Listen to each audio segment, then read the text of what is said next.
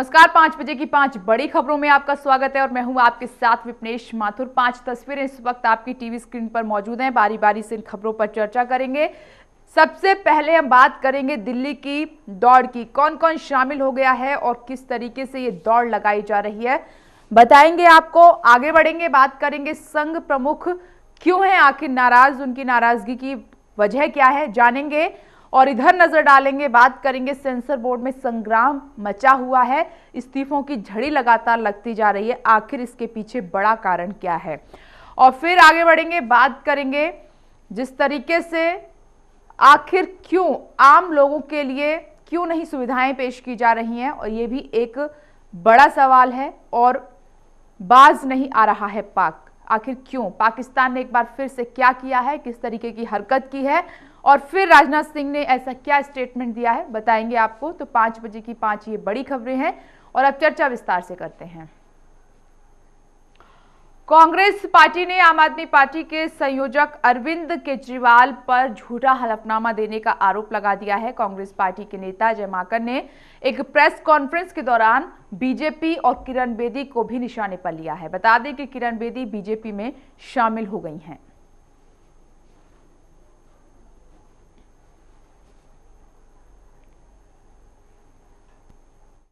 ये एफिडेविट बांटने के बाद में इसके कंटेंट्स तो मैं अभी पढ़ करके सुनाऊंगा। बांटने के बाद में इनके ही पार्टी के मनीष सिसोदिया जो स्पोक्स पर्सन के तौर पे थे, उन्होंने ये कहा कि the affidavit is a proof of what we intend to do. और उन्होंने कहा कि इस एफिडेविट के जरिए से हम लोग कितनी मजबूती से हम अपनी बात को कह रहे हैं, इसके लिए हम जनता के सामने इसका सबूत के तौर के ऊपर स्वॉन एफिडेविट हम देना चाहते हैं। तो आज हम अरविंद केजरीवाल जी से कांग्रेस पार्टी कुछ सवाल पूछना चाहती है कि केजरीवाल जी, क्या ये एफिडेविट जो आपके पार्टी के कार्यकर्ता जो बांट रहे थे वो सही है? इस एफिडेविट में जो आपने कहा है, जिसका आपने पालन नहीं किया, अभी मैं पढ़ करके वो बातें बताऊंगा। तो हम केजरीवाल जी से जानना चाहते हैं कि क्या वो जनता से माफी मांगेंगे।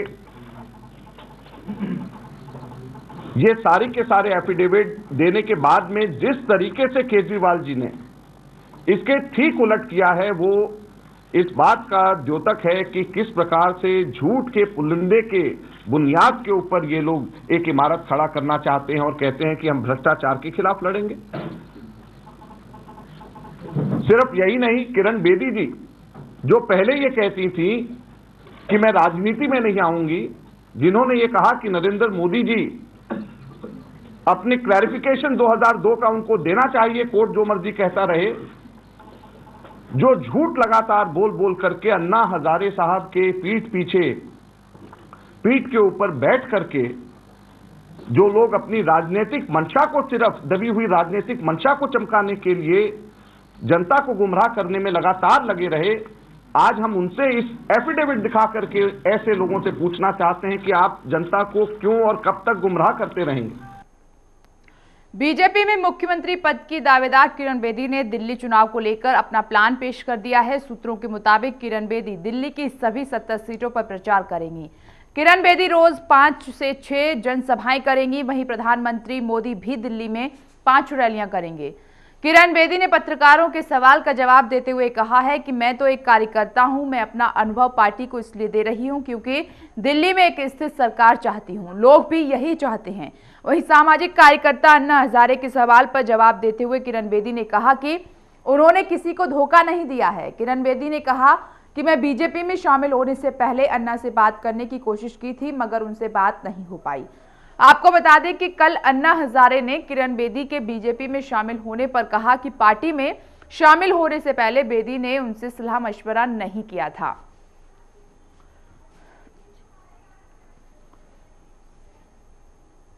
और दिल्ली से हमारे राजनीतिक संपादक मनोज वर्मा फोन लाइन पर मौजूद हैं। मनोज जी, जिस तरीके से देखा जाए कि सबसे पहले अजय माकन की बात करते हैं कि कांग्रेस ने पीसी की और उसके बाद आम आदमी पार्टी पर जमकर हमले किए हैं और एक हलफनामे को लेकर उन्होंने आड़े हाथों आम आदमी पार्टी को लिया है। किस तरीके से देखा जाए इसे? देखिए, आज कांग्रेस के नेता अजय माकन ने जिस प्रकार से आम आदमी पार्टी के नेता अरविंद केजरीवाल पर निशाना साधा है और उन्हें एक हलफनामे के जरिए घेरने की कोशिश की है, वो ये दिखाता है कि कांग्रेस पार्टी इस बार अपना मुख्य राजनीतिक प्रतिस्पर्धी वो आम आदमी पार्टी को मान रही है, केजरीवाल को मान रही है। कहीं ना कहीं कांग्रेस पार्टी को, अजय माकन को इस बात का एहसास है कि पिछले चुनाव में भी आम आदमी पार्टी ने खास तौर से भ्रष्टाचार को मुद्दा बनाकर कांग्रेस पार्टी को एक्सपोज करने का काम किया था, कांग्रेस के वोट बैंक को खाने का काम किया था। लिहाजा इस बार कांग्रेस पार्टी केजरीवाल के प्रति अधिक आक्रामक है। आज अजय माकन ने जो हलफनामे के जरिए केजरीवाल पर सवाल उठाया है, वो दरअसल इस बात का संकेत है कि कांग्रेस पार्टी अब केजरीवाल को उन्हीं के हथियार से घेरना चाहती है। जी विपनेश जी। मनोज जी, जिस तरीके से देखा जाए कि एक वक्त था जब कांग्रेस ने आम आदमी पार्टी को सहारा दिया, सरकार बन गई दिल्ली में, और आज जो परिस्थितियां इतनी बदल चुकी हैं, इसको किस हिसाब से आंका जाए कि कभी ये राजनीति का जो खेल है, किस तरीके से इसको समझा जाए? देखिए, यहां पर एक हमें बात समझने की है कि अभी कुछ दिन पहले कांग्रेस की पूर्व मुख्यमंत्री शीला दीक्षित ने यह कहा था कि अगर इस बार भी आम आदमी पार्टी को जरूरत पड़ेगी और बीजेपी को रोकना पड़ेगा तो कांग्रेस पार्टी आम आदमी पार्टी को समर्थन देगी। लेकिन अजय माकन, जिन्हें हाल ही में कांग्रेस पार्टी की दिल्ली में कमान सौंपी गई है, उन्होंने आज जिस प्रकार से शनिवार को केजरीवाल पर निशाना साधा है, उससे साफ है कि कांग्रेस पार्टी जब तक परिणाम ना आ जाए केजरीवाल के प्रति आक्रामक रुख अपनाना चाहती है, ताकि अधिक से अधिक सीटें वो जीत सके और लड़ाई बीजेपी वर्सेस केजरीवाल या बीजेपी वर्सेस आम आदमी पार्टी ही ना बन जाए। कांग्रेस पार्टी अपनी एक मजबूत उपस्थिति दिल्ली में दर्ज कराना चाहती है। लिहाजा अजय माकन ज्यादा आक्रामक होकर केजरीवाल को और आम आदमी पार्टी को निशाने पर रख रहे हैं। खैर, इसमें कोई बड़ी बात नहीं है। जब भी चुनाव नजदीक होते हैं तो आरोप प्रत्यारोप का दौर शुरू हो जाता है और हर बार ऐसा ही देखने को मिलता है। लेकिन मनोज जी, जिस तरीके से देखा जाए कि एक तरफ अब कांग्रेस हमलावर हो गई है आम आदमी पार्टी में, आम आदमी पार्टी को लेकर, और लगातार मुश्किलें बढ़ती जा रही हैं। दूसरी तरफ आपने देखा कि बीजेपी में किरण बेदी आ गई है, सीधी टक्कर दे रही हैं और उन्होंने अपना जो प्लान है वो पेश कर दिया। यानी कि कुल मिलाकर यह है कि अरविंद केजरीवाल की जो मुश्किलें हैं अब यहां से बढ़ती जा रही हैं लगातार। देखिए, दिल्ली की राजनीति दरअसल बीजेपी और कांग्रेस के बीच ही आमतौर पर होती रही है। लेकिन 2014 में दिल्ली विधानसभा के चुनाव में हमने देखा कि दिल्ली की राजनीति त्रिकोणीय हो गई है। कांग्रेस और बीजेपी के बीच आम आदमी पार्टी अपनी एक तगड़ी उपस्थिति दिल्ली में दर्ज करा चुकी है और इस बार केजरीवाल का ये सपना है कि पूर्ण बहुमत के साथ दिल्ली में आम आदमी पार्टी की सरकार बने। कांग्रेस पार्टी जो देश में लोकसभा चुनाव तगड़े ढंग से हारी और विपक्ष की पार्टी होने का भी दर्जा खो चुकी है, वो ये चाहती है कि दिल्ली में वो मजबूत उपस्थिति दर्ज कराए और वो तभी होगा जब केजरीवाल कमजोर दिल्ली में होंगे। लिहाजा कांग्रेस दिल्ली में बीजेपी और आम आदमी पार्टी दोनों को अपने निशाने पर रख रही है। खैर, ये तो वक्त बताएगा कि सपना साकार किसका होता है। मनोज जी, आप हमारे साथ बने रहिए। बीजेपी नेता किरण बेदी अब आम आदमी पार्टी के संयोजक अरविंद केजरीवाल को टक्कर देने के लिए तैयार हैं। किरण बेदी ने कहा है कि पार्टी जहां से चाहेगी वहां से चुनाव लड़ने के लिए वो तैयार हैं।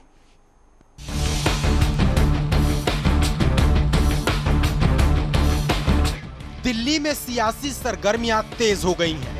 बीजेपी और आम आदमी पार्टी के बीच टक्कर की स्थिति निकलकर सामने आ रही है।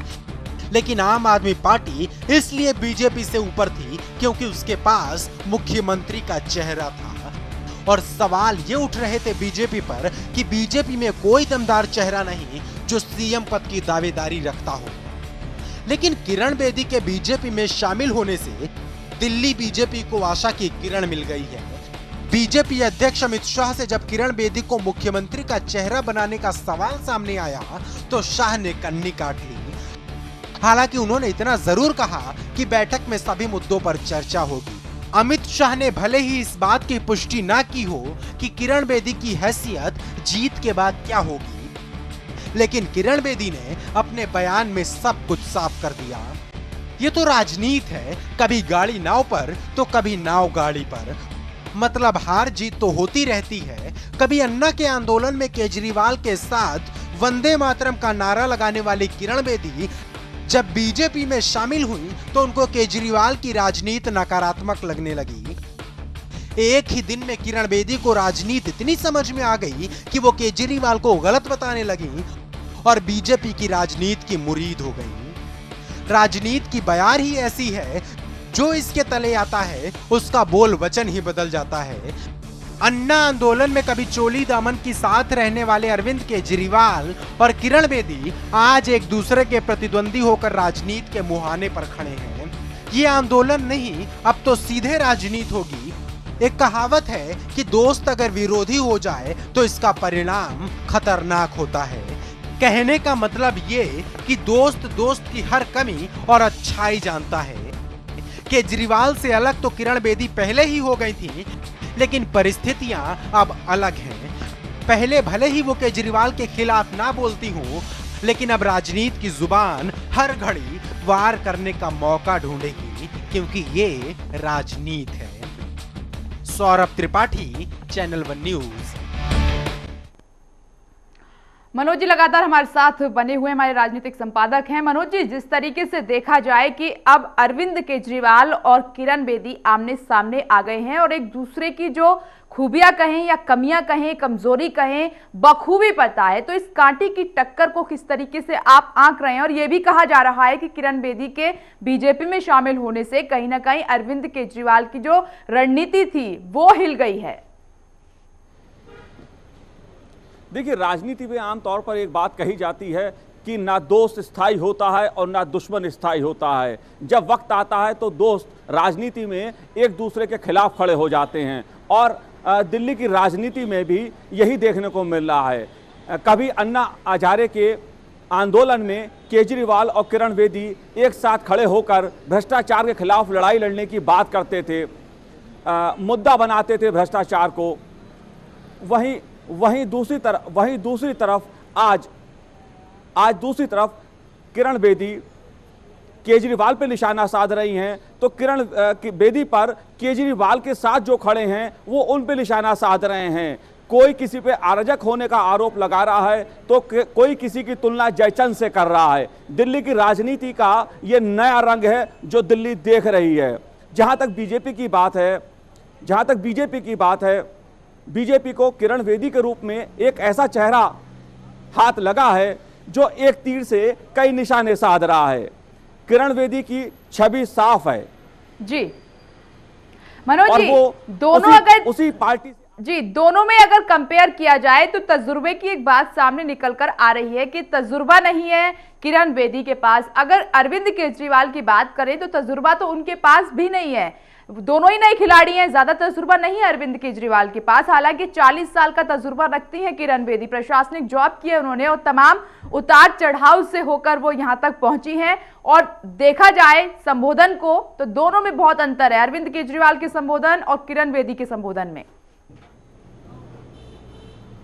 नहीं, बिल्कुल आप सही कह रही हैं कि राजनीति के लिए मैं कहूंगा कि दोनों नए चेहरे हैं। केजरीवाल जी को भी एक साल पहले ही राजनीति में आए हैं, किरण बेदी ने अभी हाल ही में बीजेपी के जरिए राजनीति में प्रवेश किया है। लेकिन दोनों का ही अपना एक सामाजिक नेटवर्क रहा है। चाहे केजरीवाल जी की बात की जाए या किरण बेदी की बात की जाए, दोनों एनजीओ के जरिए कहीं ना कहीं सामाजिक स्तर पर लगातार सक्रिय रहे हैं। जहां तक उन दोनों के नौकरशाह होने की बात है, तो मैं आपको बता दूं, देश में कई नेता ऐसे हुए हैं जो नौकरशाह पूर्व में थे, लेकिन जब राजनीति में आए तो उनका प्रदर्शन बहुत अच्छा रहा। तो दिल्ली भी उम्मीद यह कर रही है कि चाहे केजरीवाल हो या किरण बेदी हो, नौकरशाह के रूप में दिल्ली को एक बेहतर प्रशासक या एक भविष्य का अच्छा नेता मिल सकता है। जी मनोज जी, आपका बहुत बहुत शुक्रिया हमसे बातचीत करने के लिए। तो यहाँ पर दिल्ली चुनाव को लेकर कांटे की टक्कर है और जिस तरीके से देखा जाए जो टक्कर है दिलचस्प होती जा रही है कि एक तरफ से आरोप प्रत्यारोप का दौर शुरू हो चुका है दोनों ओर से, और ऐसे में किरण बेदी कहां से चुनाव लड़ेंगी दिल्ली में, अभी तक ये साफ नहीं हुआ है और इसका खुलासा कब बीजेपी करेगी, इसका इंतजार हो रहा है। हालांकि किरण बेदी ने अपने चुनाव लड़ने की इच्छा को जग जाहिर कर दिया है। कयास ये भी लगाए जा रहे हैं कि किरण बेदी अपने पुराने साथी अरविंद केजरीवाल को टक्कर देते हुए हॉट सीट नई दिल्ली से चुनाव लड़ सकती हैं। यानी कि दो दोस्त अब दुश्मन बनकर दो दो हाथ करने के लिए तैयार हैं।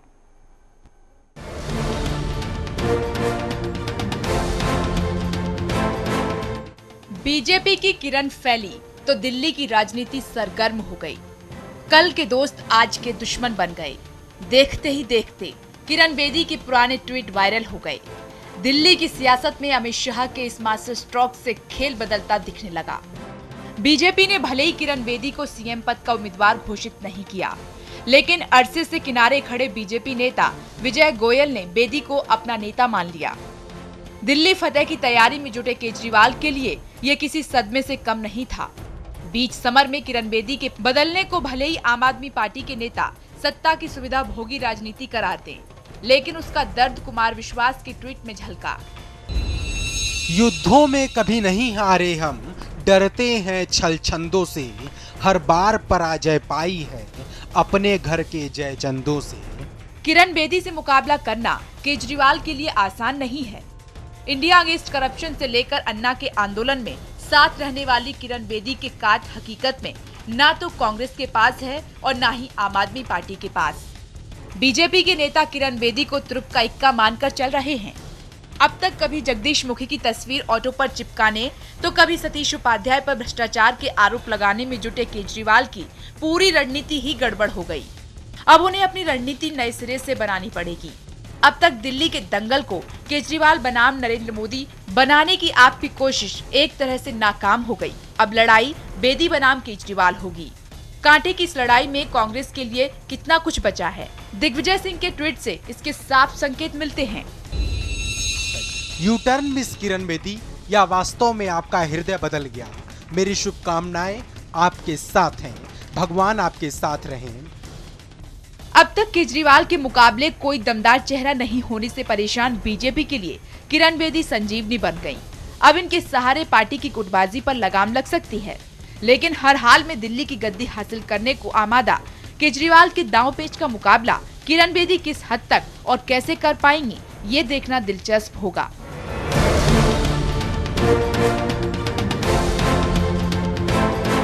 Bureau report, channel one news. हम यहाँ रुक रहे हैं एक छोटे से ब्रेक के लिए, फौरन लौटते हैं। आप देखते रहिए चैनल वन न्यूज।